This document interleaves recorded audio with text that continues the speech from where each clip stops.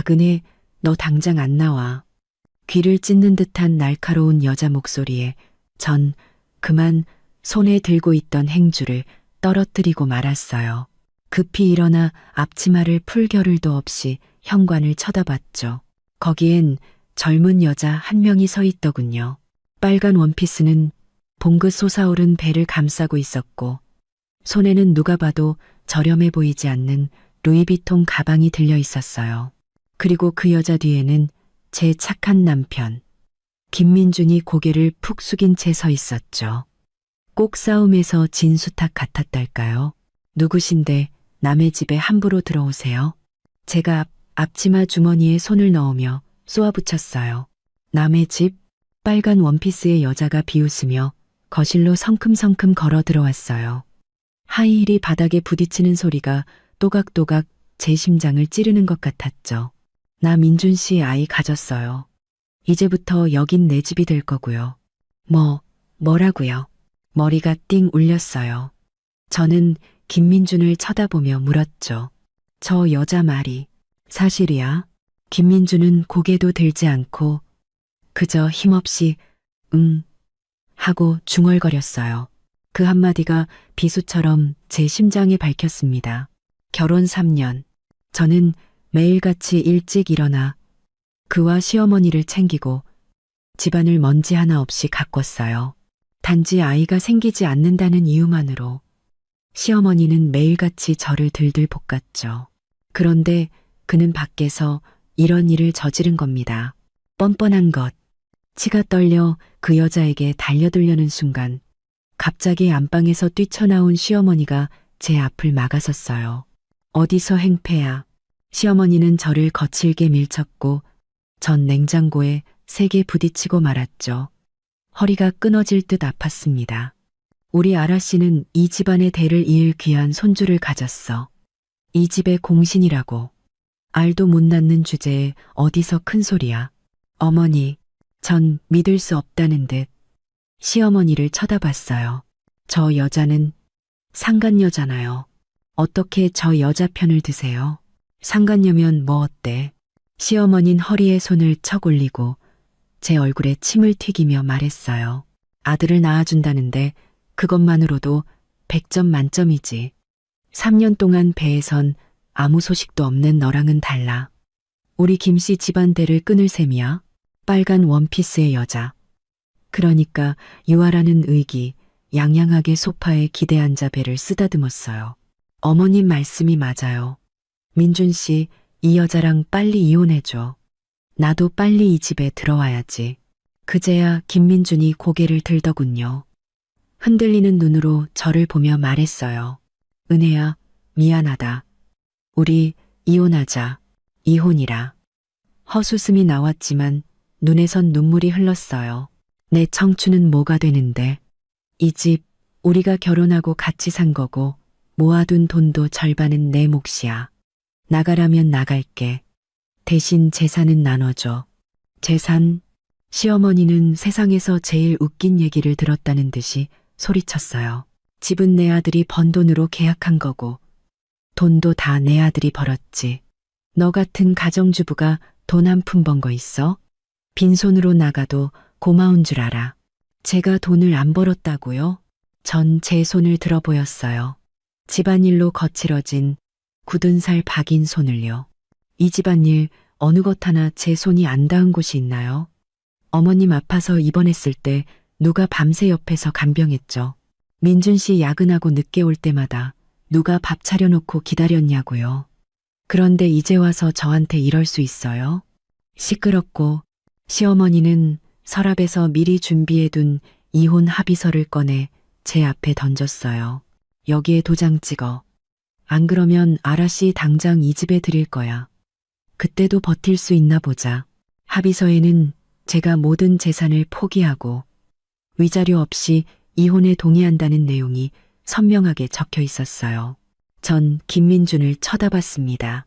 그가 한마디라도 제 편을 들어주길 바랐죠. 하지만 그는 고개를 숙인 채 그 말만 반복할 뿐이었어요. 은혜야, 그냥 도장 찍어줘. 그게 우리 모두를 위해 좋은 거야. 마음이 차갑게 식었습니다.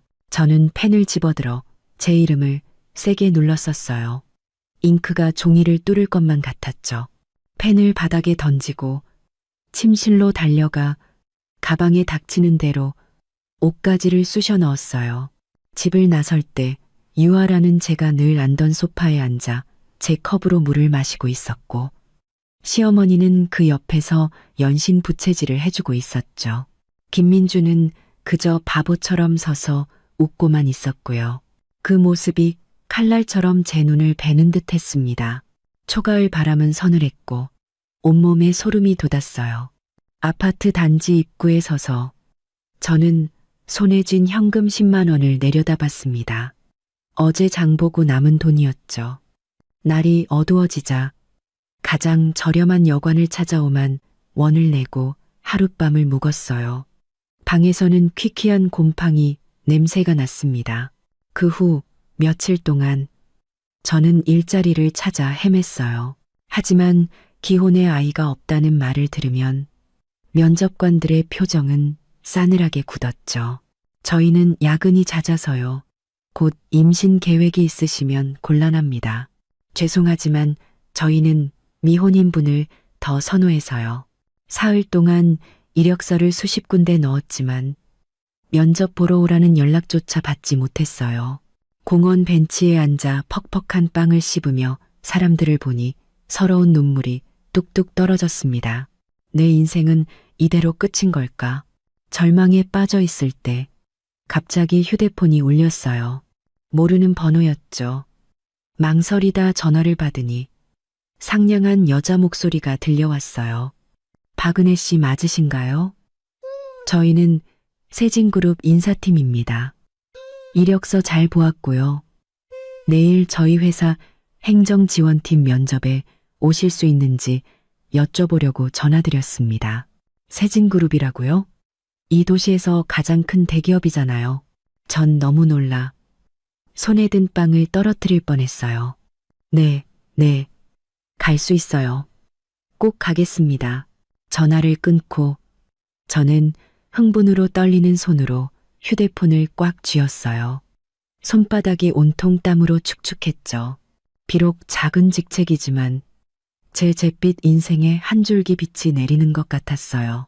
어쩌면 이제 모든 게 조금씩 나아질지도 모른다는 희망이 생겼습니다. 저는 눈물을 닦고 해를 보며 희미하게 웃어 보였어요. 내일 정말 잘해야 해. 면접을 위해 저는 가방을 다 뒤져서 그나마 보풀이 덜 일어난 하얀 셔츠를 찾아냈어요. 여관의 뿌연 거울 앞에서 머리를 3번이나 빗었죠. 동이 트기도 전에 버스 정류장에 나가 첫 차를 기다렸어요. 차가운 가을바람이 발목을 스쳤지만 제 마음은 뜨거운 불길로 타오르는 것 같았습니다. 박은혜 씨, 이쪽으로 오세요. 인사팀 직원을 따라 엘리베이터로 향하는데 대리석 바닥에 부딪히는 구두 소리가 마치 제 심장 소리를 세는 것처럼 또렷하게 들렸어요. 면접실에는 3명의 면접관이 앉아 있었죠. 가운데 앉은 안경 쓴 남자가 제 이력서를 보며 미간을 찌푸렸어요. 기혼이시고 아직 자녀가 없으시네요. 저희 업무 강도가 꽤 센데 잘 해내실 수 있겠습니까? 네, 자신 있습니다. 저는 허리를 꼿꼿이 폈어요. 결혼 전 마트에서 팀장으로 일했습니다. 3명이 할 일을 혼자서도 해냈고 야근이나 밤샘 근무도 문제없습니다. 옆에 있던 여자 면접관이 웃으며 말했어요. 여긴 체력이 필요한 일보다는 꼼꼼함이 더 중요해요. 행정지원팀은 30명이 넘는 직원들의 근태관리와 부서 비품 구매까지 담당해야 하는데 가능하시겠어요? 네, 가능합니다. 저는 망설임 없이 대답했죠. 결혼 후 3년 동안 세 식구의 모든 살림을 도맡아 했습니다. 매일 지출을 10원 단위까지 정확하게 기록했고 가계부는 단 한 번도 틀린 적이 없습니다. 제 대답에 면접관들이 웃음을 터뜨렸고 분위기는 한결 부드러워졌어요.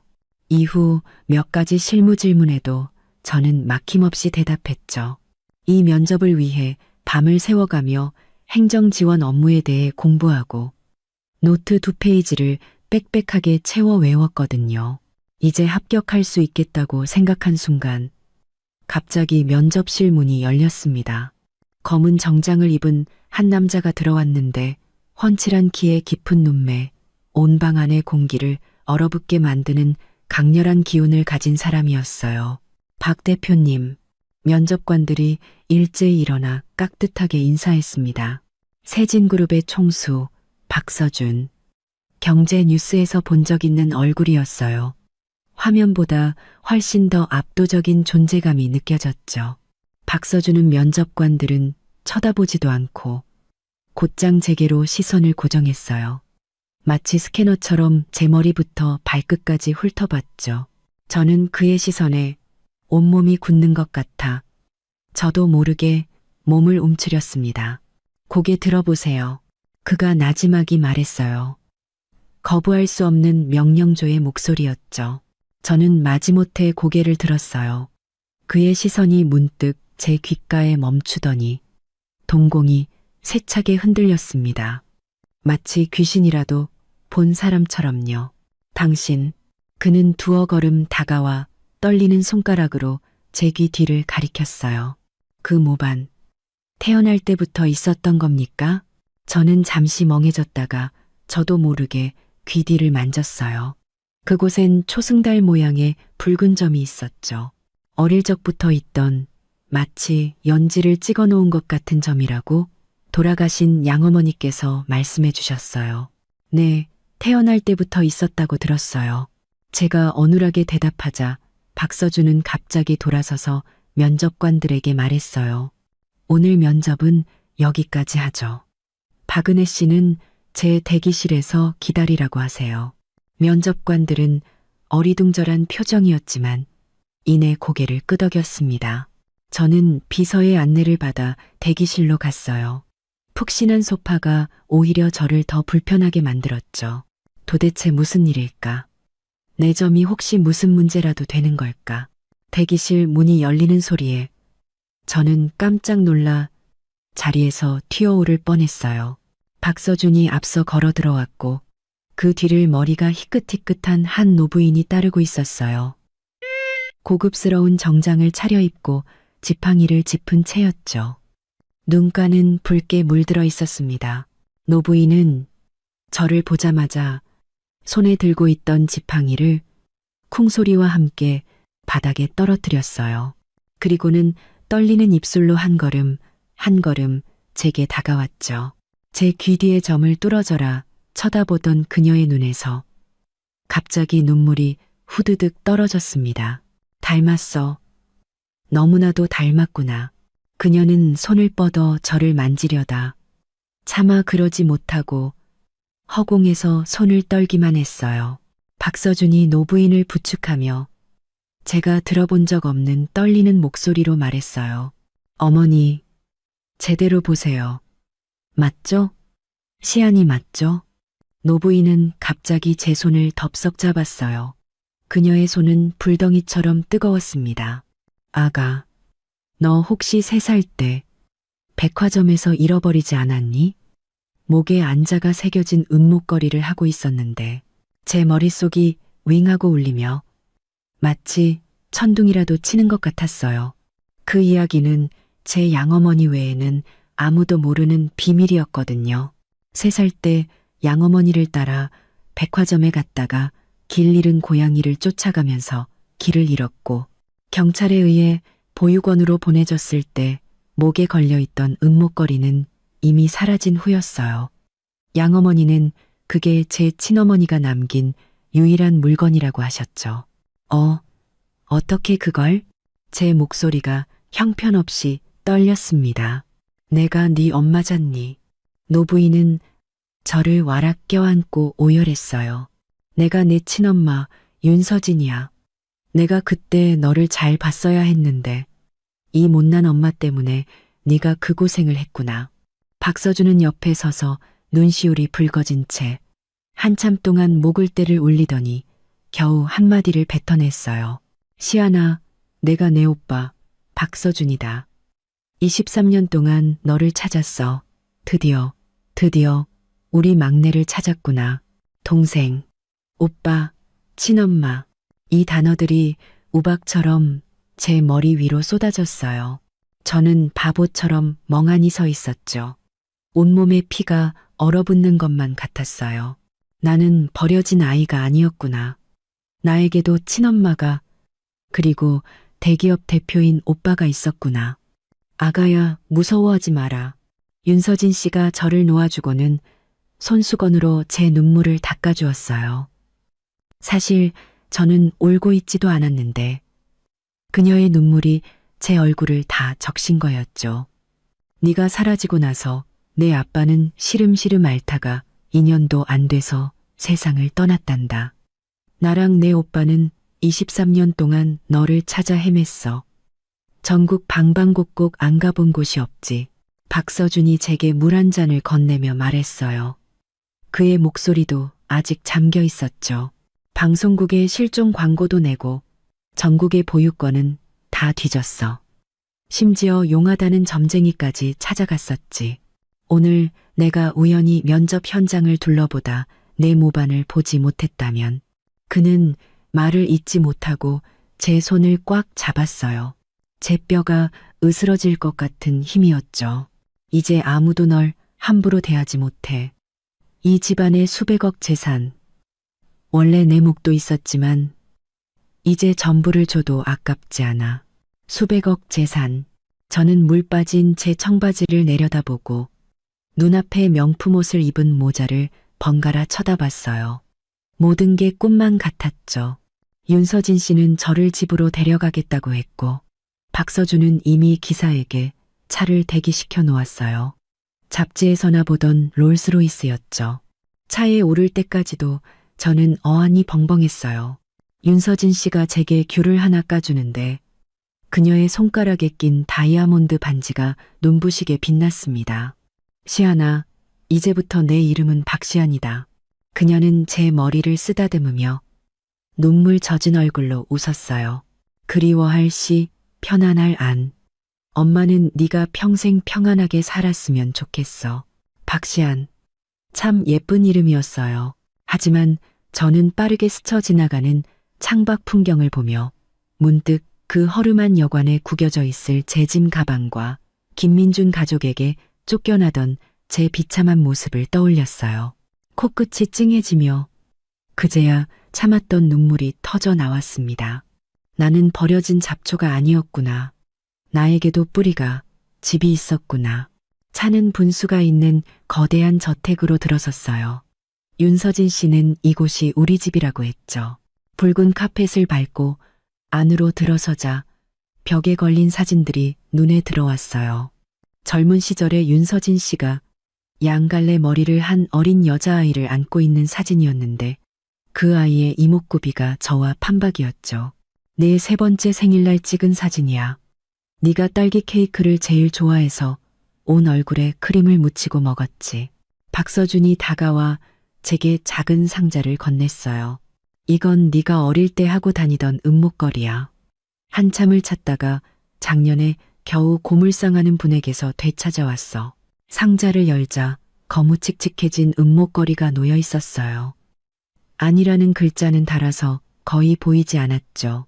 하지만 그것을 만지는 순간 제 눈에서는 참았던 눈물이 구슬처럼 쏟아져 내렸어요. 나는 혼자가 아니었구나. 바로 그때 박서준의 휴대폰이 울렸어요. 그는 전화를 받더니 이내 얼굴이 굳어졌죠.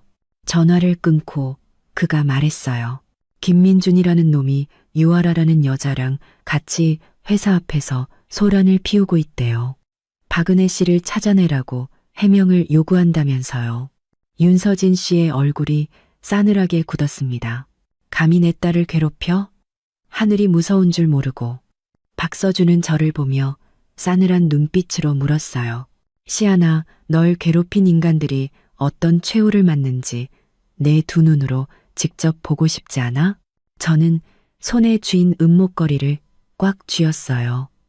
울퉁불퉁한 안자를 만지자 갑자기 웃음이 나왔어요. 보고 싶어. 왜 안 보고 싶겠어? 윤서진 씨는 제 손을 잡고 밖으로 나섰어요. 발밑에 깔린 붉은 카펫이 마치 솜사탕 위를 걷는 것처럼 푹신했죠. 박서준은 집사에게 차를 준비하라고 지시하며 옆에서 따라왔어요. 그의 목소리에는 거부할 수 없는 위엄이 서려 있었죠. 어머니, 오빠, 정말 회사로 가는 거예요?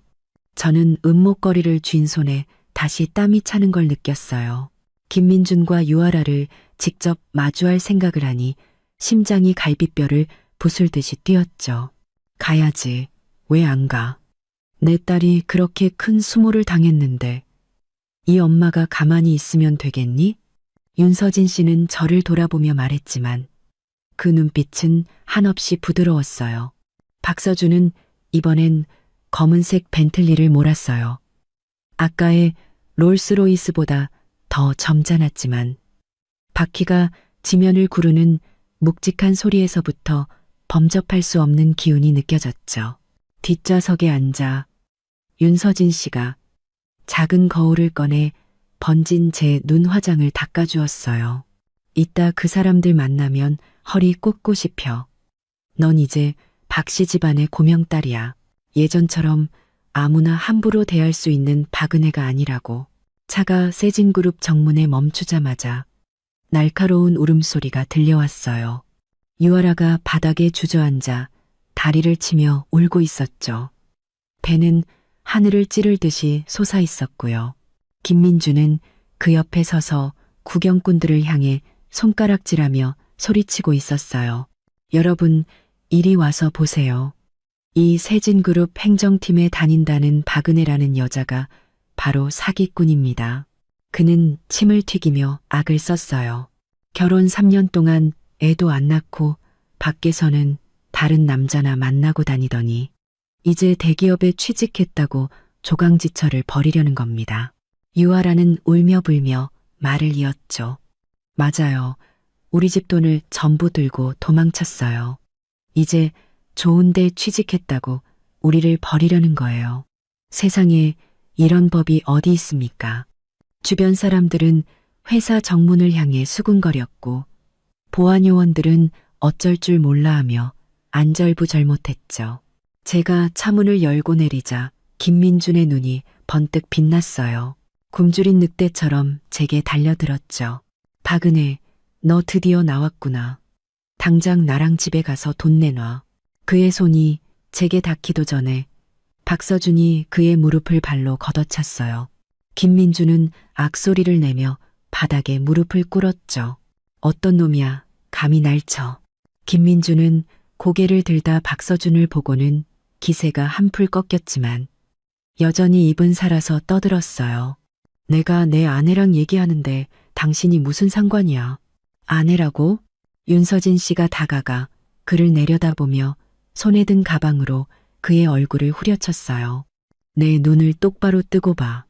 이 아이는 우리 박씨 집안의 고명딸 박시안이다. 언제부터 내 아내가 됐지? 주변이 순식간에 술렁였고 휴대폰 카메라 플래시가 사방에서 터졌습니다. 김민주는 완전히 멍해져서 저를 가리키며 한동안 말을 잇지 못했어요. 박, 씨 집안이라고? 쟤는 박은혜잖아.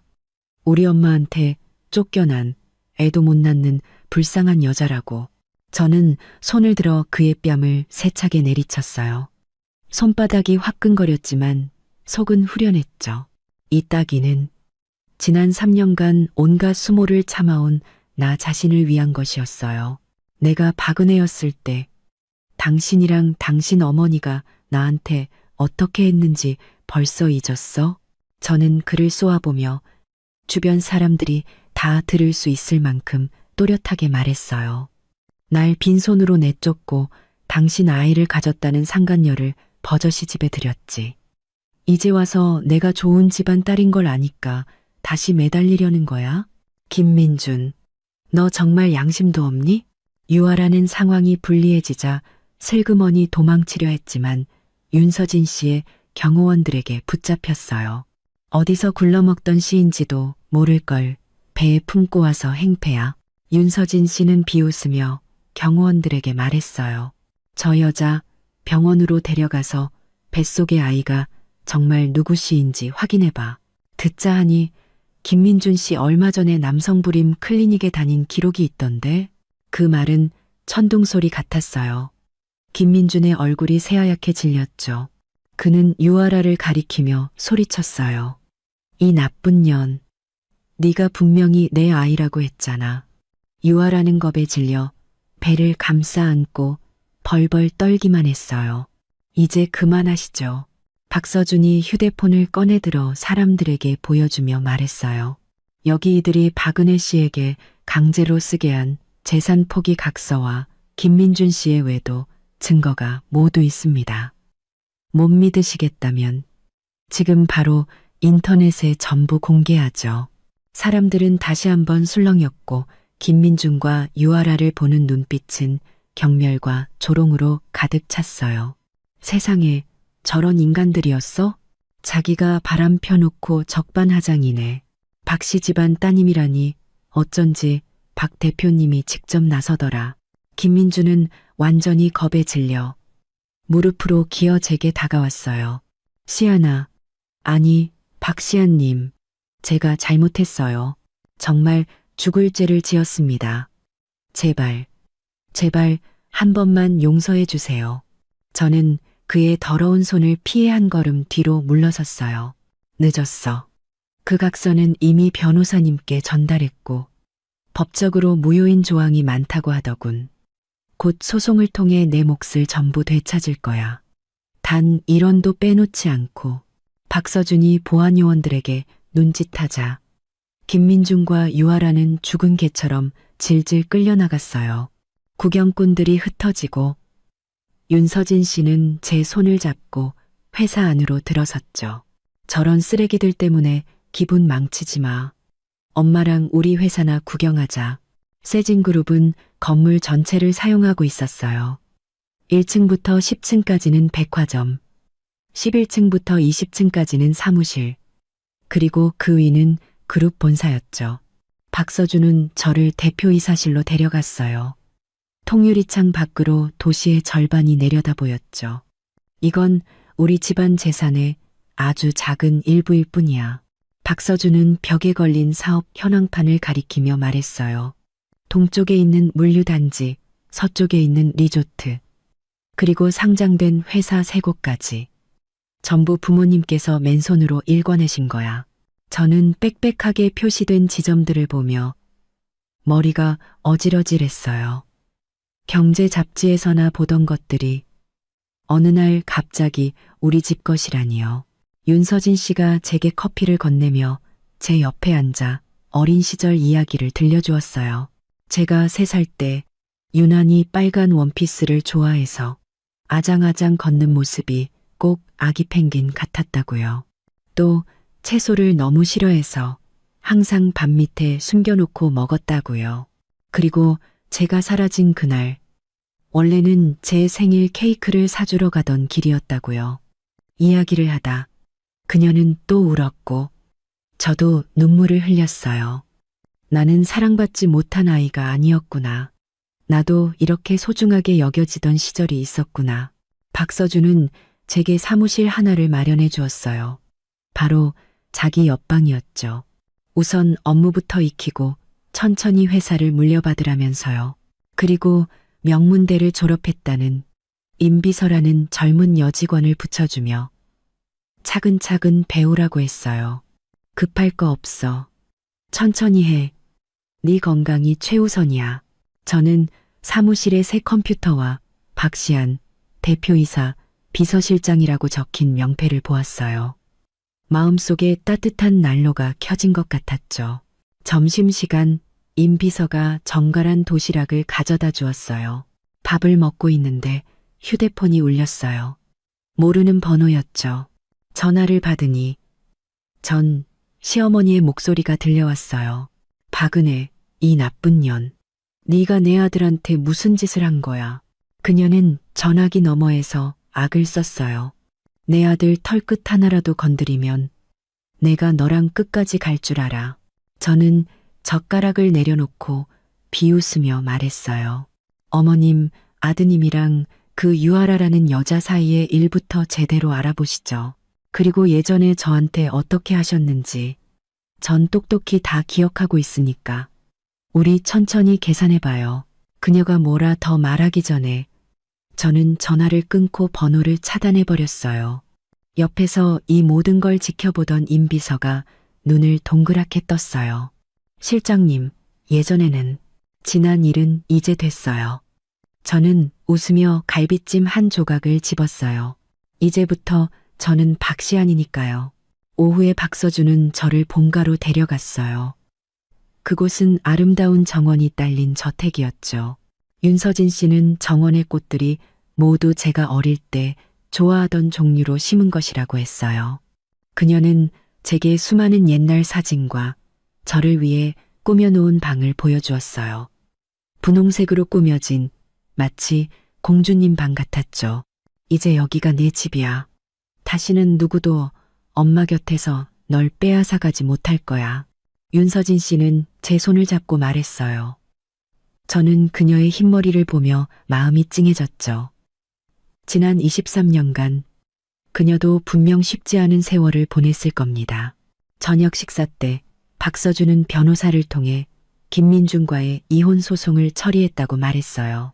강제로 쓰게 한 재산 포기 각서는 무효가 되었고 제 몫의 재산 5억 원을 받게 되었다고요.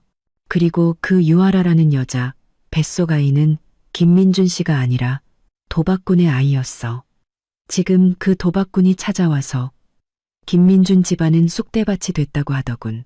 저는 아무 말 없이 그저 묵묵히 국을 떠먹었어요. 인과응보는 생각보다 빨리 찾아오는 법이었죠. 밤에 푹신한 침대에 누워 천장에 화려한 샹들리에를 보니 모든 게 비현실적으로 느껴졌어요. 하루아침에 남편에게 버림받은 아내에서 재벌가의 딸이 되다니 드라마보다 더 드라마 같은 일이었죠. 그때 또 휴대폰이 울렸어요. 모르는 번호였죠. 망설이다 받으니 전 시누이 김나리의 목소리였어요. 새언니, 아니 박시아님. 그녀의 목소리는 역겨울 정도로 아양을 떨고 있었죠. 엄마가 새언니가 친부모님 찾았다는 얘기 듣고 예전에 우리가 잘못했다고 꼭 좀 전해달래요. 그때는 우리가 정말 죄송했어요. 새언니가 너그럽게 용서해 주시면 안 될까요? 참 뻔뻔한 가족이다 싶어 속으로 비웃었어요. 용건만 말해. 제가 차갑게 말했죠. 그게 오빠가 새언니 때문에 경찰서에 잡혀갔어요. 엄마는 충격으로 쓰러지셨고요. 혹시 안 돼. 저는 그녀의 말을 잘랐어요. 자업자득이야. 그리고 다신 이 번호로 전화하지 마. 당신들 김씨 집안 번호는 보기만 해도 더러우니까. 전화를 끊고 휴대폰을 무음으로 바꾼 뒤 부드러운 이불 속으로 파고들었어요. 이불에서는 좋은 향기가 났죠. 여관의 곰팡내 나는 이불과는 하늘과 땅 차이였어요. 김민준 가족이 이대로 물러나지 않으리란 건 알고 있었어요. 앞으로 더 귀찮은 일이 생길지도 모르죠. 하지만 이제 저는 두렵지 않았어요. 저는 더 이상 혼자가 아니니까요. 저에겐 엄마와 오빠 그리고 진짜 내 집이 있으니까요. 내일 아침 눈을 뜨면 저는 박시안이 되어 있을 겁니다. 완전히 새로운 박시안으로요. 다음 날 아침 저는 창밖의 새소리에 잠이 깼어요. 햇살이 커튼을 지나 카펫 위로 따스하게 쏟아져 내렸죠. 집사님이 아침 식사를 가져다 주셨어요. 완벽하게 익힌 달걀 프라이와 적당히 따뜻한 우유, 그리고 깔끔하게 잼이 발린 토스트까지.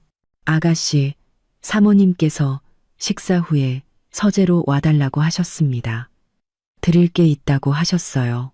집사님은 제게 새로운 베이지색 정장을 건네주셨어요. 보기만 해도 고급스러워 보이는 옷이었죠. 옷을 갈아입고 서재로 들어가니 윤서진 씨가 붉은색 책상에 앉아 앨범을 보고 있었어요. 저를 보더니 이리 오라고 손짓하셨죠. 이건 네가 태어난 지 100일 됐을 때 찍은 사진이야. 네 아빠가 널 안고 입이 귀에 걸리도록 웃었지. 사진 속 남자는 짙은 눈썹에 갓난아기를 안고 세상을 다 가진 듯 행복하게 웃고 있었어요. 제 코끝이 갑자기 찡해졌습니다. 저에게도 이렇게 온전한 가족이 있었네요. 이건 내 아빠가 너 주려고 남긴 거야. 윤서진 씨가 서랍에서 옥으로 만든 놀이개를 꺼냈어요. 연꽃 모양으로 조각된 아름다운 놀이개였죠. 네가 크면 시집 갈 때 주라고 하더구나. 저는 옥 놀이개를 꽉 쥐었어요. 손끝으로 따뜻한 온기가 전해졌죠. 제가 뭐라고 말하려던 순간 임 비서가 허둥지둥 뛰어들어왔어요. 대표님, 실장님, 1층에 또 소동이 났어요. 박서준이 미간을 찌푸리며 물었어요. 또 무슨 일이야? 김민준 씨 어머니가 친척들을 잔뜩 데리고 와서 정문을 막고 있어요. 해명을 요구한다면서요. 임 비서는 목소리까지 떨고 있었어요. 심지어 현수막까지 들고 있어요. 박 씨 집안 딸 은혜를 저버리고 전 남편 가족을 죽이려 한다라고 쓰여 있어요. 이 파렴치한 것들. 윤서진 씨는 화가 나서 앨범을 책상에 내던졌어요. 시아나, 넌 여기 있어. 엄마가 가서 해결하고 올게. 아니요. 저도 같이 갈래요. 저는 옥 놀이개를 쥔 손에 힘을 주었어요. 마음속에서 불길이 치솟았죠.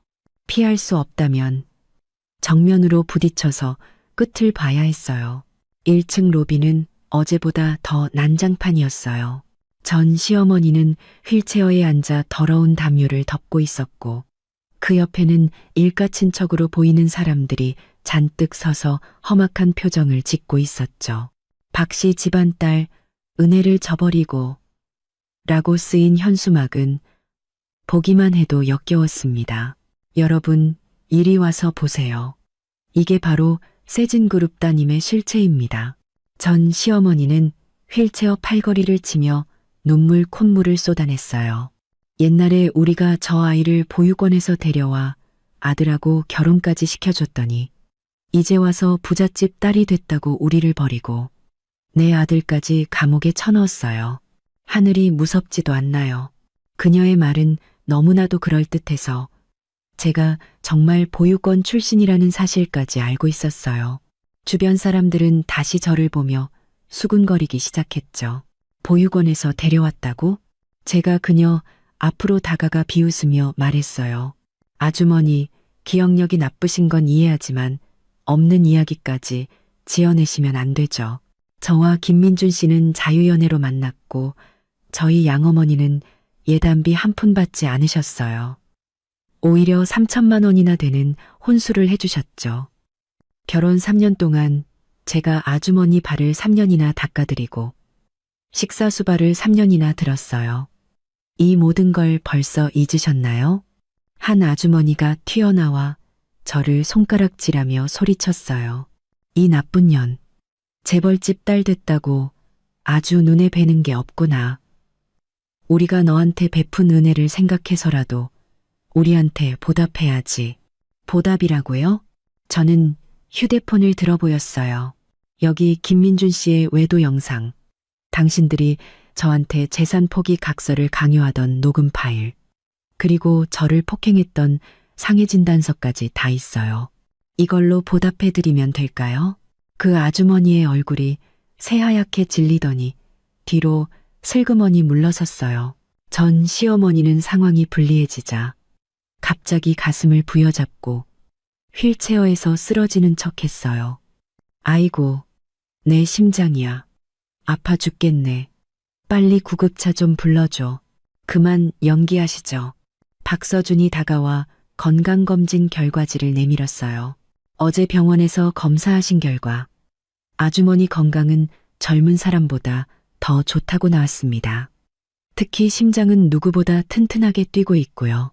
주변에서 폭소가 터져 나왔고 전 시어머니를 보는 눈빛이 경멸로 바뀌었죠. 너희들. 전 시어머니는 화가 나서 휠체어에서 벌떡 일어났어요. 박시안, 돌려 말하지 않겠어. 우리한테 10억을 줘. 그럼 이 일은 없던 걸로 해줄게. 안 그러면 매일 여기 와서 들어누울 거야. 역시 돈 때문이었군요. 저는 속으로 비웃었어요. 10억이라고요? 제가 눈썹을 치켜올리며 말했어요. 좋아요. 전 시어머니와 친척들의 눈이 탐욕으로 번들거렸어요. 하지만 제가 말을 이었어요. 조건이 있어요. 무슨 조건인데? 여기 모든 사람들 앞에서 당신들이 거짓말을 했고 김민준 씨가 외도했으며 저를 빈손으로 내쫓으려 했다는 사실을 인정하고 사과하세요. 그리고 저 현수막을 불태우고 다시는 찾아오지 않겠다고 약속하면 10억을 드릴게요. 전 시어머니의 얼굴이 불그락 푸르락 변했어요. 하지만 옆에 있던 친척들이 부추겼죠. 사과하면 되잖아. 10억인데 그녀는 이를 악물고 사람들 앞에서 고개를 숙였어요. 잘못했습니다. 저희가 거짓말했어요. 아들이 바람폈고 박시안 씨를 내쫓으려 했습니다. 목소리가 모기 소리만큼 작았죠. 안 들리는데요. 박서준이 경호원에게 눈짓하자 경호원이 확성기를 건네주었어요. 전 시어머니는 확성기를 받아들고 악을 쓰듯 소리쳤어요.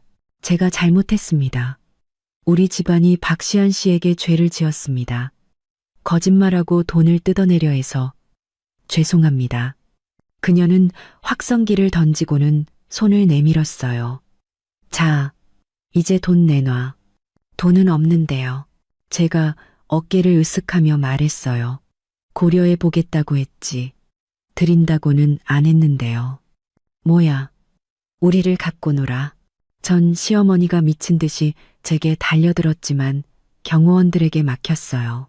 갖고 놀면 어때서요? 당신들이 자초한 일이잖아요. 다음에 또 찾아오면 그때는 이렇게 쉽게 끝나지 않을 겁니다. 박서준이 보안요원들에게 눈짓하자 그들은 소방호스를 가져와 친척들을 향해 물을 뿌리기 시작했어요. 그들은 순식간에 물에 빠진 생쥐꼴이 되어 비명을 지르며 흩어졌죠. 전 시어머니는 경호원들에게 들려 밖으로 쫓겨났어요. 사무실로 돌아오자 임비서가 제게 따뜻한 차를 건네며 말했어요. 실장님, 아까 정말 멋있으셨어요. 저는 웃으며 대답했죠. 저런 사람들을 상대하려면 그들보다 더 강해져야 해요. 오후에 변호사에게서 전화가 왔어요. 김민중과의 이혼 소송이 끝났고 재산분할로 5억 원을 받게 되었다고요. 그리고 김민주는 명예훼손과 협박죄로 구속되었다고 했습니다. 모든 것이 제자리를 찾아가는 것 같았어요. 저녁에 집에 돌아오니 윤서진 씨가 제가 어릴 때 좋아했다던 탕수육을 만들어 주셨어요. 식사 중에 박서준은 유아라가 도박꾼에게 빚 독촉을 받다가 김민준 집에 마지막 남은 돈까지 챙겨서 도망쳤다고 말해줬죠. 김나리는요? 제가 묻자 박서준이 웃으며 대답했어요. 오빠를 찾아가려다 엄마랑 머리채 잡고 싸워서 얼굴이 다 긁혔다고 하더군. 저는 그저 묵묵히 밥을 먹었어요. 그들은 모두 자신들이 저지른 일에 대한 대가를 치르고 있었죠. 모든 일이 끝났다고 생각했는데 며칠 뒤 김민준이 사람을 통해 저를 만나고 싶다는 말을 전해왔어요. 중요한 할 말이 있다면서요. 그 인간을 뭐하러 만나니? 분명 좋은 얘기는 아닐 거야. 윤서진 씨가 반대했지만 저는 그를 만나러 가기로 했어요. 어떤 일이든 마무리는 확실히 해야 하니까요. 제가 같이 가겠습니다. 박서준이 말했죠. 교도소 면회실은 차가운 공기로 가득했어요. 김민주는 죄수복을 입고 있었는데 며칠 사이에 많이 수척해진 모습이었죠. 저를 보자 그는 흥분해서 달려들려다 창살에 막혔어요. 시안아, 내가 정말 잘못했어. 제발 나 좀 용서해줘. 내가 여기서 나가면 너한테 정말 잘할게. 우리 다시 시작하자. 저는 그를 보며 헛웃음이 나왔어요. 다시 시작하자고? 당신 어머니가 나한테 한 짓, 유아라, 그리고 날 빈손으로 내쫓은 건 다 잊었어? 그건 다 지난 일이잖아. 우리 엄마는 늙어서 정신이 오락가락했고 유아라는 사기꾼이었어. 내 마음속엔 너밖에 없어. 시아나, 우리 3년 동안 부부였던 정을 생각해서라도 나 좀 여기서 꺼내줘. 평생 당신의 개가 되라면 될게. 정이라고? 제가 비웃었어요. 우리 사이에 그런 건 진작에 끝났어. 당신은 여기서 죗값이나 치러. 날 안 도와주겠다고? 김민준의 표정이 순식간에 흉악하게 변했어요. 박시안, 네가 재벌집 딸 됐다고 우쭐대지 마. 네가 우리 집에서 3년 동안 무슨 짓을 하고 다녔는지 내가 다 알고 있으니까. 날 안 도와주면 내가 다 폭로해서 네가 그 집에서도 쫓겨나게 만들어주겠어. 그래? 내가 무슨 짓을 했는데? 한번 말해봐. 그는 제 시선에 움찔했지만 여전히 허세를 부렸어요. 네, 네가 예전에 내가 샤워하는 거 훔쳐봤잖아. 그만해. 박서준이 책상을 치며 일어섰어요. 그런 거짓말까지 지어내다니. 교도소 생활이 아직 덜 힘든가 보군. 저는 김민준을 보며 그가 한없이 가엾게 느껴졌어요. 김민준, 넌 아직도 네가 뭘 잘못했는지 모르는구나. 넌 날 사랑하는 게 아니야. 우리 집 돈을 사랑하는 거지. 하지만 유감스럽게도 내게는 평생 기회가 없을 거야. 저는 그 말을 끝으로 미련 없이 면회실을 나섰습니다. 교도소 문을 나서자 눈부신 햇살이 쏟아졌어요. 박서준이 제게 물병을 건네며 말했죠. 마음 쓰지 마. 저런 인간은 그럴 가치도 없어. 저는 물을 마시며 생각했어요. 맞아요. 가치 없는 일에 더 이상 마음을 쓸 필요는 없었죠. 저의 새로운 인생은 이제 막 시작되었으니까요. 교도소에서 돌아온 다음 날, 저는 임비서와 함께 회사 구매 절차를 익히고 있었어요. 그때 안내 데스크에서 울먹이는 목소리로 전화가 왔죠. 실장님, 빨리 1층 로비로 와보세요. 김나리 씨랑 그 어머니가 여기서 드러누워 난동을 부리고 있어요. 저는 펜을 쥔 손을 멈췄어요. 잉크가 서류 위로 번졌죠. 이 사람들은 정말 끈질기군요. 알겠어요. 지금 내려갈게요. 전화를 끊자 임비서가 안절부절 못하며 말했어요. 실장님, 그냥 대표님께 처리하라고 하시는 게 저 모녀 꼭 미친 개 같아요. 괜찮아요. 저는 펜을 내려놓고 거울을 봤어요. 거울 속 제 눈은 차갑게 빛나고 있었죠. 예전에는 저들 뒤에 아무도 없어서 두려웠지만 이제는 달랐어요. 1층 로비는 이미 아수라장이 되어 있었죠. 전 시어머니는 바닥에 드러누워 울부짖고 있었고 김나리는 그 옆에서 휴대폰으로 영상을 찍으며 소리치고 있었어요. 여러분, 보세요. 세진그룹이 힘없는 저희 모녀를 이렇게 핍박합니다. 제가 다가가자 김나리는 도끼 어린 눈으로 제게 휴대폰을 들이댔어요. 박시안, 드디어 나왔구나. 오늘 우리한테 해명을 안 하면 여기서 죽어버릴 거야. 해명이라고요? 저는 바닥에 누운 전 시어머니를 보며 웃었어요. 이번에도 찬물 세례를 받고 싶으세요? 아니면 경찰서에 끌려가고 싶으세요? 전 시어머니의 울음소리가 뚝 그쳤어요. 내 아들 감형시켜주고 우리한테 정신적 피해보상금으로 10억을 내놔. 그건 협박죄에 해당되는 거 아시죠? 제가 그녀와 눈을 맞추며 말했어요. 지난번 소동은 눈 감아줬지만 이번에는 용서 못해요. 뭐 어쩔 건데. 그녀가 제 다리를 잡으려 달려들었지만 저는 가뿐히 피했죠. 그녀는 바닥에 세게 넘어졌고 김나리는 악을 쓰며 제게 달려들었어요. 네가 우리 엄마를 밀었어. 널 고소할 거야. 제가 손가락 하나라도 됐나요? 제가 주변 사람들에게 묻자 모두들 고개를 저었죠. 김나리는 갑자기 제 얼굴에 휴대폰을 들이밀었어요. 화면에는 재벌가에 입양된 며느리, 전 시어머니 학대라는 자극적인 제목의 영상이 올라와 있었죠. 이미 인터넷에 다 퍼뜨렸어. 이제 내 인생은 끝이야. 그녀는 비열하게 웃었죠. 인터넷 허위사실 유포죄는 3년 이하의 징역에 처해질 수 있다는 거 모르나 보군요. 조회수가 5천이 넘어가면 가중 처벌을 받게 되고요. 김나리의 얼굴이 새하얗게 질렸어요. 거짓말하지 마. 제가 거짓말하는 것 같아요. 아까 10억을 요구하며 협박한 내용 전부 녹음해뒀는데 이 영상이랑 같이 경찰에 넘기면 당신은 감옥에서 몇 년은 썩게 될 겁니다. 전 시어머니가 바닥에서 일어나 소리쳤어요. 네가 감히 내 딸을 감옥에 보내? 그럼 내가 너희 회사 앞에서 목을 매달아 죽어버릴 거야. 마음대로 하세요. 저는 보안요원들에게 그들을 끌어내라고 지시했어요. 그리고 로비 CCTV 영상과 이 녹음 파일 전부 홍보팀과 법무팀에 전달하세요.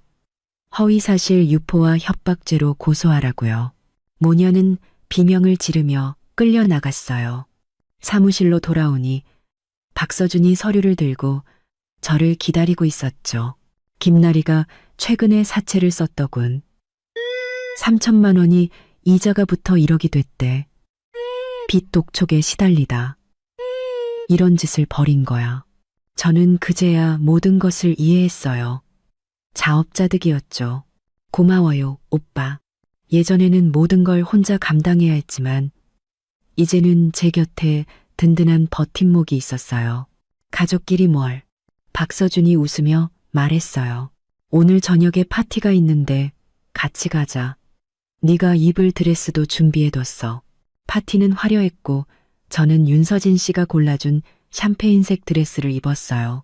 그곳에서 우리는 최 사장이라는 중년 남자를 만났죠. 그는 우리 집안과 오랫동안 사업적 관계를 맺어온 사람이었어요. 그는 제게 악수를 청하다가 제 귀 뒤에 모반을 보고는 갑자기 얼굴이 굳어 도망치듯 자리를 피했어요. 그의 행동은 너무나도 이상했죠. 집으로 돌아와 그 이야기를 하자 윤서진 씨도 고개를 갸웃거렸어요. 최 사장이 내 어릴 적 모습을 알 텐데 왜 그랬을까?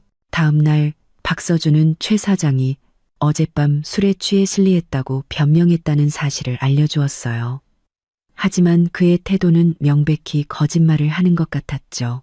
며칠 뒤 사설 탐정에게서 충격적인 보고서가 도착했어요. 최 사장이 김나리의 사채업자와 먼 친척 관계이며 심지어 제가 실종되던 날 백화점에 있었다는 사실이 밝혀진 겁니다. 이건 단순한 우연이 아니었어요. 그때 박서준이 휴대폰을 들고 뛰어들어왔어요. 세진그룹 딸, 사실은 상간녀 출신 전 시어머니 사망에 연루라는 기사가 인터넷에 퍼졌어. 회사 주가까지 떨어지고 있어. 저는 화면을 보고 손이 떨렸어요. 최 사장이 꾸민 짓이 분명했죠. 그가 우리를 공격한다면 우리도 가만히 있을 수 없죠. 저는 임비서에게 최 사장과 사채업자의 관계, 김나리의 사채 계약서, 그리고 최 사장이 제가 실종되던 날 백화점에 있었다는 증거를 모두 언론사에 익명으로 제보하라고 지시했어요. 그리고 박서준에게는 최 사장과의 모든 사업 프로젝트를 중단하라고 부탁했죠. 효과는 즉각적이었어요. 인터넷 여론은 순식간에 뒤집혔고 최 사장의 회사는 파산 위기에 몰렸죠. 그는 회사로 찾아와 제게 무릎을 꿇고 빌었지만 저는 그를 차갑게 외면했어요. 그는 제게 악담을 퍼부으며 제가 어릴 때부터 도둑질과 거짓말을 일삼아 부모에게 버려졌다고 소리쳤죠. 그날 저녁 윤서진 씨는 제게 충격적인 사실을 털어놓았어요. 제가 실종되기 며칠 전 제 아버지가 최 사장이 회사 돈에 손을 대려는 것을 막았고 두 사람 사이에 큰 다툼이 있었다고요. 최 사장은 아버지에 대한 복수심으로 저를 납치했던 겁니다. 그리고 사설 탐정은 최 사장 외에 또 다른 공범이 있다는 사실을 밝혀냈어요. 그는 최영감이라 불리는 아동 납치 전과가 있는 남자였죠. 하지만 우리가 그를 찾아내기 직전 그는 시골의 한 오두막에서 심장마비로 위장된 채 시체로 발견되었습니다. 최 사장이 입을 막기 위해 그를 살해한 것이 분명했어요. 모든 것이 막다른 길에 다다른 것 같았을 때 최 사장이 회사 연례 파티에 참석하겠다는 연락을 해왔어요. 제게 줄 큰 선물이 있다면서요. 저는 그가 파티에서 무슨 짓을 벌일 것이라고 직감했지만 피하지 않기로 했어요. 저 역시 그에게 줄 선물이 있었으니까요. 파티날 최 사장은 무대 위로 뛰어 올라가 제가 사실은 가짜 딸이며 돈을 노리고 박 씨 집안에 접근한 사기꾼이라고 소리쳤어요. 증거로 제가 실종 당시 50만 원의 현금을 가지고 있었다는 경찰 기록을 내밀었죠. 하지만 저는 그보다 더 확실한 증거를 가지고 있었어요. 바로 최 사장이 최 영감에게 저를 처리하라고 지시하는 통화 녹음 파일이었죠. 녹음 파일이 공개되자 장례는 아수라장이 되었고 최 사장은 그 자리에서 경찰에 체포되었습니다. 제가 가지고 있던 50만 원은 혹시 모를 위험에 대비해 아버지가 제게 쥐어주신 돈이었어요. 모든 진실이 밝혀진 후 저는 세진그룹의 부사장으로 취임하여 자선사업부를 이끌게 되었습니다.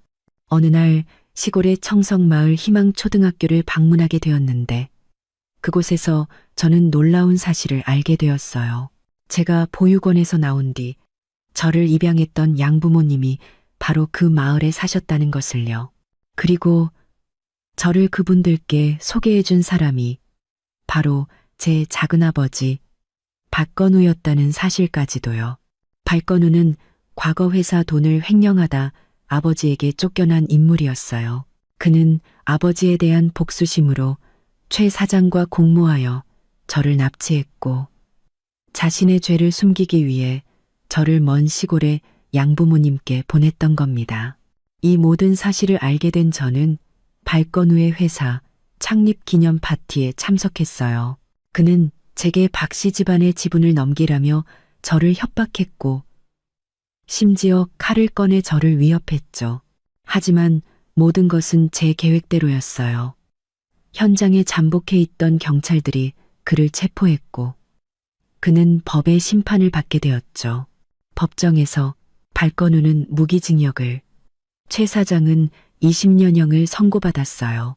모든 폭풍이 지나간 후 저는 자선 사업에 더욱 매진했어요. 수많은 아이들에게 새로운 희망을 선물했죠. 어느 날 교도소에 있는 박건우에게서 편지가 왔어요. 그는 낡은 지하 창고 열쇠를 보내며 그곳에 자신의 죄를 씻을 수 있는 물건이 있다고 했죠. 지하 창고에는 할아버지의 낡은 일기장이 있었어요.